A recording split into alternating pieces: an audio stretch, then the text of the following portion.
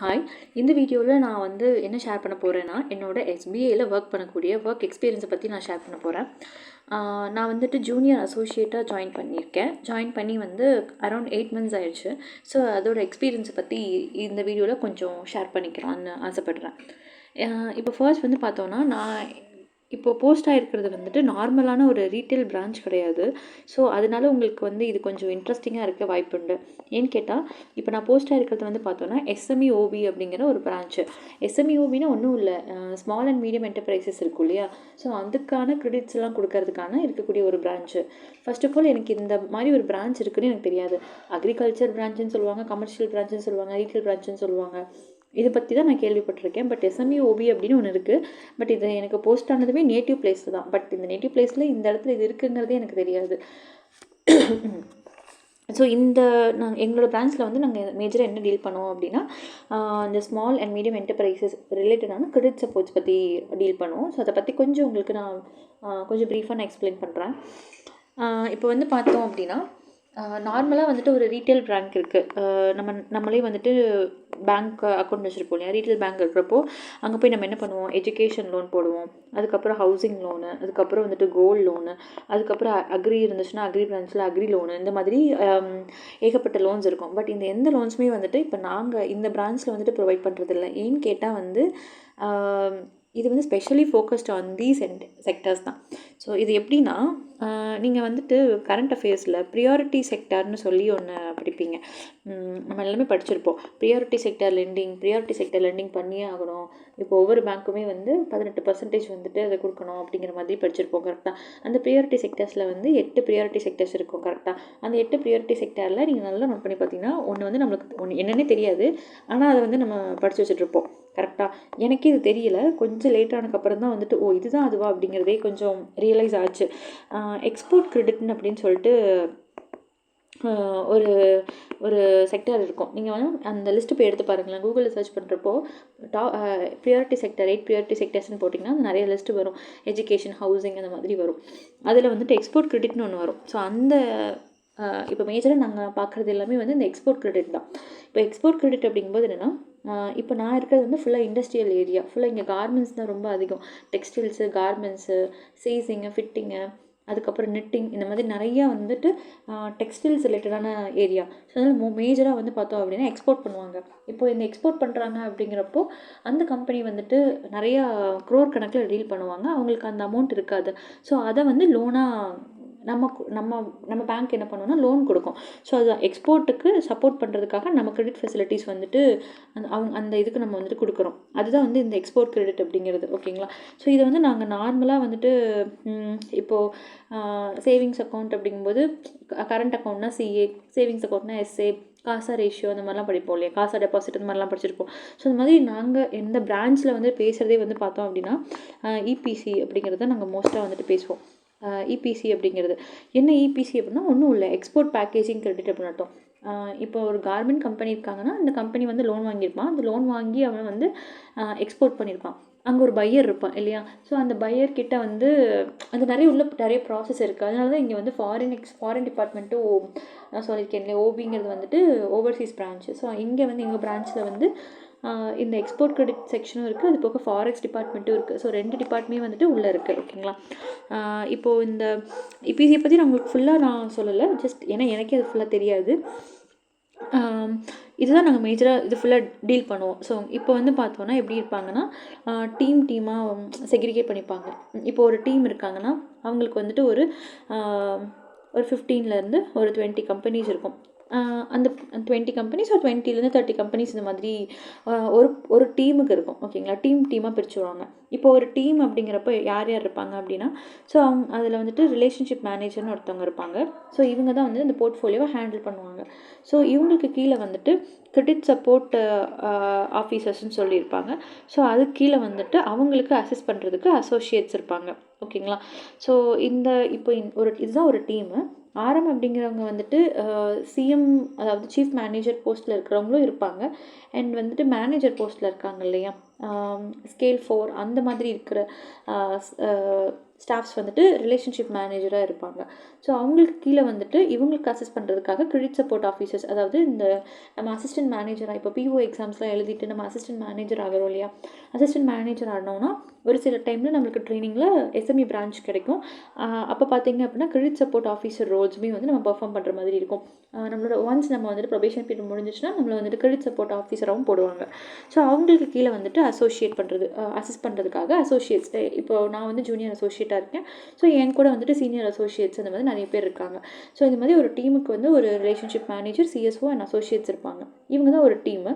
So இவங்க என்ன பண்ணுவாங்க அப்படின்னா, ஒரு இப்போ நான் சொன்னேன்ல ஒரு டீமுக்கு வந்துட்டு ஃபார் எக்ஸாம்பிள் நம்ம வந்து 20 கம்பெனிஸ் வச்சுக்கலாம். இப்போ வந்து நான் எக்ஸாக்ட் ஃபிகர்ஸ் எதுவுமே நான் வந்துட்டு ரிவீல் பண்ணலை. இட்ஸ் நாட் அது கரெக்டாகவும் இருக்காது. ஓகேவா? இப்போ ஃபார் எக்ஸாம்பிள் இப்போ வந்து ஒரு 20 யூனிட்ஸ்னால் ஒரு 20 கம்பெனிஸ் வச்சுக்கலாம். 20 கம்பெனிஸ் வந்துட்டு இவர் ஆர்எம் சார் இருக்காருன்னா, ஆர்எம் சாரும் மேம் இருக்காங்கன்னா அவங்களுக்கு கீழே வந்து அவங்களோட போர்ட்ஃபோலியோன்னு சொல்லுவாங்க, அவங்க மேனேஜ் பண்ணக்கூடிய ஒரு இது. ஸோ இந்த 20 யூனிட்ஸ்க்கு என்ன பண்ணுவாங்கன்னா, ஆல்ரெடி வந்துட்டு எக்ஸ்போர்ட் கிரெடிட் வந்துட்டு வெளியில் பண்ணாங்க அப்படின்னா எக்ஸ்போர்ட் கிரெடிட், ஓகேங்களா? ஸோ அதுவே வந்துட்டு நம்ம வித்தின் த கண்ட்ரிக்குள்ளே பண்ணாங்க அப்படின்னா கேஷ் கிரெடிட்னு சொல்லுவாங்க, ஓகேங்களா? சிசி அக்கௌண்ட்ஸ்னு சொல்லுவாங்க. ஸோ இந்த மேஜராக வந்துட்டு இந்த இபிசி அண்ட் சிசி இந்த அக்கௌண்ட்ஸுக்கு வந்து இந்த அக்கௌண்ட்ஸ் தான் மேஜராக இருக்கும். ஸோ இதை வந்து மேனேஜ் பண்ணுறது தான் இந்த ஒரு டீமோட வேல்யூவாக இருக்கும். ஸோ இந்த மாதிரி வந்துட்டு ஒரு 3 டீம் 4 டீம் இந்த மாதிரி இருக்கும், ஓகேங்களா? அப்போது ஒரு பிரான்ச் அப்படிங்கிறப்போ இந்த போர்ட்ஃபோலியோலாம் எத்தனை கடன் கொடுத்துருக்காங்க அப்படிங்கிறது தான் அட்வான்சஸ், ஒரு ஒரு ஒரு பிரான்ச்சோட டோட்டல் அவுட்ஸ்டாண்டிங் அந்த மாதிரி சொல்லுவாங்க. ஓகே, ஸோ இப்போ ஜென்ரலாக வந்துட்டு எனக்கு தெரிஞ்ச அளவுக்கு நான் சொல்கிறேன். ஸோ இப்போ நான் இருக்கேன்னா நான் வந்து இந்த பொசிஷனில் இருக்கேன். ஸோ அசோசியேட் பண்ணுவேன். ஸோ என்னோடய வேலையெல்லாம் என்னவாக இருக்கும் அப்படின்னா, லைக் சார்ஜஸ் வந்துட்டு ப்ராசஸிங் ஃபீஸ் இருக்கும் இல்லையா, நம்ம டாக்குமெண்ட் பண்ணுறோம், அந்த டாக்குமெண்ட்ஸ் எல்லாத்தையும் வந்து அவங்களுக்கு நம்ம வந்து இப்போ எந்த ஒரு லோன் ப்ராசஸ்னாலுமே டாக்குமெண்ட் அப்படிங்கிறது ரொம்ப இம்பார்ட்டன்ட். ஸோ அந்த டாக்குமெண்ட்டுக்கு வந்து அக்சஸ் பண்ணுறது. ஸோ டே டு டே வந்துட்டு சிஎஸ்ஓஸ் அண்ட் ரிலேஷன்ஷிப் மேனேஜர்ஸ்க்கு வந்து நம்ம என்னென்ன அக்சஸ் பண்ண முடியுமோ அவங்க கொடுக்குற வேலையை வந்து நம்ம பண்ணுற மாதிரி இருக்கும், ஓகேங்களா? ஸோ இதுதான் வந்து இப்போதைக்கு என்னோடய ஒர்க்காக இருக்குது. அண்ட் இது நல்லா இருக்குது. நார்மல் ரீட்டைல் பிரான்ச்சை கம்பேர் பண்ணுறப்போ இது வந்துட்டு ரொம்ப பீஸ்ஃபுல்லாகவும் இருக்குது, நல்லாவும் இருக்குது. But at the same time இது வந்து லாங் டேர்மும் கிடையாது. பிகாஸ் வந்து பேங்கிங் ஜாப் அப்படிங்கிறது ஒரு 5 இயர்ஸ் ஒரு 3 to 5 இயர்ஸ் ஒன்ஸ். இப்போ நம்ம அசோசியேட்டாக இருக்கோம் அப்படின்னா 5 இயர்ஸ் கம்பல்சரி வந்து ட்ரான்ஸ்ஃபர் பாலிசி இருக்குது. அண்ட் ஆஃபீஸராக இருக்கிற பட்சத்தில் 3 இயர்ஸில் வந்துட்டு ட்ரான்ஸ்ஃபர் பாலிசி இருக்குது. ஸோ பட் இதே பிரான்ச் தான் நம்மளுக்கு நெக்ஸ்ட் டைமும் கிடைக்குமா அப்படிங்கிறது ஒரு கேள்விக்குறி, ஒரு கொஸ்டின் மார்க் தான்.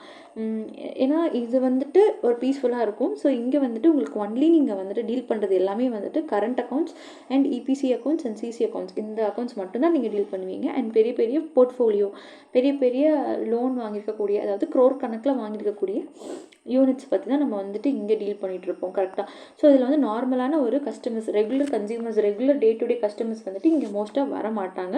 ஸோ இப்படி வர மாதிரி இருந்தாலுமே வந்துட்டு யாராக இருப்பாங்க அப்படின்னா, இந்த கம்பெனியில் போர்ட்ஃபோலியோ வச்சுருக்காங்களே இந்த கம்பெனி, ஸோ அந்த கம்பெனியில் ஒர்க் பண்ணுற சேலரி பர்சன்ஸ் இருப்பாங்க இல்லையா, ஸோ அவங்களோட இஷ்யூஸ்க்கு தான் இங்கே வர மாதிரி இருக்கும். மேஜராக வந்துட்டு க்ரௌட் அப்படிங்கிறது ரொம்ப கம்மியாக தான் இருக்கும். பட் ஒர்க்குங்கிறது நம்ம நிறைய கற்றுக்கலாம். ஸோ இதில் நான் வந்துட்டு நிறைய கற்றுக்கிட்டேன். என்ன கற்றுக்கிட்டேன் அப்படின்னா, இப்போ வந்துட்டு சிஜிடிஎம்எஸ்சி அப்படின்னு சொல்லிட்டு நம்ம வந்து கரண்ட் அஃபேர்ஸில் படிப்போம், கரெக்டாக? இது வந்துட்டு ஆக்சுவலி இதை பற்றி எனக்கு ஒன்றுமே தெரியாது. பட் நான் வந்து இந்த டிபார்ட்மெண்ட்டில் வந்தக்கப்புறம் தான் ஸோ இதை பற்றியான ஒரு ப்ராக்டிக்கல் நாங்கள் வந்துட்டு கண்டுபிடிச்சோம். அதுக்கப்புறம் வந்துட்டு இசிஜிசி பற்றியெல்லாம் நம்ம வந்துட்டு இசிஜிசி வந்துட்டு எக்ஸாம்ஸ்லாம் வருதுல்ல, ஸோ நம்ம ஜஸ்ட் எக்ஸாம் போவோம். பட் அது எனக்கு அப்போ தான் வந்து இசிஜிசி இதுதான் பண்ணுறாங்க, இதுக்கு தான் அவங்க இருக்காங்க. அப்புறம் வந்துட்டு சிட்பி, கரெக்டாக? சிட்பி இவங்ககிட்டையுமே வந்துட்டு நாங்கள் கொஞ்சம் வந்து ஒரு மந்த்லி ஒன்ஸ் ஆர் ட்வைஸ் வந்து ரிப்போர்ட் ஜென்ரேட் பண்ணி அனுப்புறதாகட்டும், இந்த மாதிரி நிறைய ஒர்க்ஸ் எல்லாம் இருக்கும். ஸோ இந்த மாதிரி புது புது ஆர்கனைசேஷன்ஸ் வந்து எனக்கு ரொம்ப டிஃப்ரெண்ட்டாக இருந்துச்சு. ஸோ நான் அது போக வந்து பார்த்தோம் அப்படின்னா ஸ்டேட்மெண்ட்ஸ், அதாவது ஸ்டாக் ஸ்டேட்மெண்ட்டுன்னு சொல்லுவாங்க. ஸோ இதெல்லாமே வந்துட்டு க்ரியேட் பண்ணுறது. தென் வந்துட்டு இன்ட்ரெஸ்ட் வந்து எப்படி வந்து ஒரு அக்கௌண்ட்டுக்கு வந்துட்டு ஜென்ரேட் ஆகுது, இன்ட்ரெஸ்ட் அந்த மாதிரி அவுட்ஸ்டாண்டிங், இதெல்லாமே உங்களுக்கு புதுசாக இருக்கும். பட் ஒன்ஸ் நீங்கள் வந்துட்டு ஒரு பேங்கிங் செக்டருக்குள்ளே வந்ததுக்கப்புறம் இது எல்லாமே ஒரு நார்மலான ஒரு டே டு டே வேர்ட்ஸாகவே மாறிடும். ஓகேங்களா. ஸோ இந்த மாதிரி விஷயங்களை நான் கற்றுக்கிட்டேன். அண்டு அதுக்கப்புறம் வந்துட்டு ரெகுலராக இருக்கக்கூடிய நெஃப்ட், ஆர்டிஜிஎஸ். பட் ஆக்சுவலாக ஆர்டிஜிஎஸ், நெஃப்ட் எல்லாமே வந்து எனக்கு லேட்டராக தான் எனக்கு அதுவே தெரிஞ்சுது. பட் நார்மலான ஒரு ரீட்டைல் பேங்கிங்கில் இருக்கிறப்போ நெஃப்ட், ஆர்டிஜிஎஸ் ட்ரான்ஸ்ஃபர் தான் ரொம்ப ரொம்ப இம்பார்ட்டண்ட். அதுதான் ஒர்க்கே இருக்கும். செக் அடிக்கிறது தான் ரொம்ப ஒர்க்காகவே இருக்கும். பட் இங்கே வந்து பார்த்தோம் அப்படின்னா இது வந்துட்டு மேஜர் ஒர்க் கிடையாது. ஸோ சேலரி வீக்லி வேஜஸ் தான் இங்கே மோஸ்ட்டாக வந்துட்டு ஒர்க்கர்ஸ்க்கு போகிற மாதிரி இருக்கும். அதனால வந்து எங்களுக்கு வீக்லி வந்து கொஞ்சம் பேர்டனாக இருக்க மாதிரி இருக்கும் வீக்கெண்டில். மற்ற டைம் வந்து பார்த்தோம் அப்படிங்கிறப்போ நிறைய கற்றுக்கலாம். லைக் எப்படி சொல்கிறது, லோன் ப்ராசஸிங்ஸு, அதுக்கப்புறம் வந்துட்டு இந்த சிஜிடிஎம்எஸ்லாம் வந்து ரொம்ப ரொம்ப நல்ல கான்செப்ட். இதை பற்றி நல்லா தெரிஞ்சுக்கிட்டேன். அண்ட் இதை தாண்டி வந்து என்ன அப்படின்னா இப்போ ஒரு ஒரு பிஸ்னஸ் வந்து நடக்குது. ஓகேங்களா. நம்ம ஜென்ரலாக நம்ம வந்து பார்த்துருக்கிறது கரண்ட் அக்கௌண்ட் அப்படிங்கிறது ஒரு ரீட்டைல் பிஸ்னஸ்காரங்க. இப்போ நம்ம ஒரு கடை வச்சுருக்கோன்னா அந்த கடைக்கு நம்மளுடைய கரண்ட் அக்கௌண்ட் வச்சுருப்போம். கரெக்டாக ரீட்டைல் பிஸ்னஸ் பண்ணுறவங்க வந்து கண்டிப்பாக கரண்ட் அக்கௌண்ட் வச்சுருப்பாங்க. ஸோ அதுதான் எனக்கு தெரியும். முன்னாடி நான் வந்து ஐடிபியில் 2 months இருந்தேன். அந்த டைமில் எனக்கு இது மட்டும் தான் தெரியும். பட் ஒரு லோன் எப்படி வாங்குறாங்க, அந்த வாங்குற லோனை எப்படி திருப்பி அவங்க கட்டுறாங்க, அப்படி கட்டலைன்னா வந்து அது எப்படி என்பிஏ ஆகுது, அந்த என்பிஏ ஆச்சு அப்படின்னா என்னென்ன கொலேட்ரல் இஷ்யூஸ் வருது, இது எல்லாமே வந்து இப்போ தான் கொஞ்சம் லேர்னிங் ப்ராசஸில் இருக்கேன். ஆனால் ரொம்ப நல்லா இருக்குது. பட் என்ன ட்ராபேக் அப்படின்னா எனக்கு வந்து நார்மல் ரீட்டைல் பேங்கிங் சுத்தமாக தெரியாது. லைக் ஜென்ரலாக யாராவது ஒருத்தவங்க வந்துட்டு நம்ம ரிலேட்டிவ்ஸோ தெரிஞ்சவங்களோ கால் பண்ணி இது எப்படிப்பா அது எப்படிப்பான்னு கேட்டால் எனக்கு ஒன்றுமே தெரியாது. நான் வந்துட்டு கேட்டு சொல்கிறேன்னு சொல்லிட்டு என்னோடய பேட்ச்மேட்ஸ் கிட்ட கேட்டு சொல்கிற மாதிரி தான் இருக்குது. But it's okay. பட் இந்த ஆப்பர்ச்சுனிட்டி வந்துட்டு நல்லா தான் இருக்குது. என்ன சொல்ல போனோம்னா மேஜராக நம்ம ஃபர்தராக நம்ம படிக்கிறதுக்கு ரொம்ப ரொம்ப ஹெல்ப்ஃபுல்லாக இருக்குது. ஸோ இப்போது எக்ஸ்பீரியன்ஸ் நல்லா தான் போயிட்டுருக்கு. பட் ஸ்டார்டிங்கில் வந்துட்டு கொஞ்சம் கஷ்டமாக இருந்துச்சு. மீன்ஸ் எதுவுமே ஒரு நார்மல் பேங்கிங்கே எனக்கு தெரியாது. திடீர்னு உள்ளே போய் ஒரு கிரெடிட் செக்ஷனில் இருக்கிறப்போ கொஞ்சம் கஷ்டமாக இருந்துச்சு. பட் இப்போ வந்து இது ரொம்பவே வந்து ஈஸியாக இருக்குது. ஓரளவுக்கு என்னால் கொஞ்சம் புரிஞ்சுக்க முடியுது. இதனால தான் இப்படி ஒர்க் ஆகுது. ஒரு என்டையர் கார்மெண்ட் இண்டஸ்ட்ரி இப்படி தான் வந்துட்டு லோன் ப்ராசஸிங்கை பண்ணுறாங்க அப்படிங்கிறது எனக்கு கொஞ்சம் கொஞ்சமாக புரிய வருது. அண்ட் இது வந்து கொஞ்சம் இன்ட்ரெஸ்டிங்காக தான் இருக்குது. அண்ட் என்னை பொறுத்த வரைக்கும் அண்ட் அவ்வளோதான். வேறு ஏதாச்சும் உங்களுக்கு வீடியோ வேணும்னா சொல்லுங்கள் கமெண்ட் செக்ஷனில். Thank you all the best.